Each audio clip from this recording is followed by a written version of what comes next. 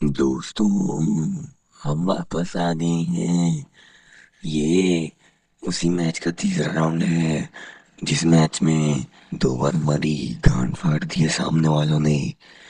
तो चलिए देखते हैं तीसरी बार में क्या होता है, हमारी फटेगी या उनकी। तो चलिए देखा जाए।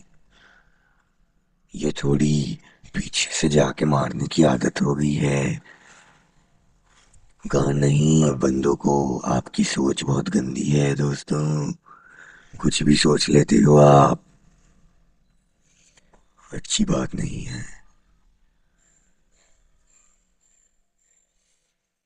ये एक एक्टर स्किल मुझे बहुत बुरी लगती है। देखा दोस्तों, मैं क्या बात कर रहा था, ये क्या दिखा लाया। इसने साले ने मुझे मार दी बहन के पकोड़े नहीं। अब मेरा दिमाग हो रहा है खराब। तीसरा राउंड भी हार गए। इनकी बहन की तरह बहुत बड़ी गाय मोड़ दिखा रहा माधव चौथ। इन अगले राउंड में बताते हैं दोस्तों। तब तक के लिए bye bye. Like and subscribe the channel.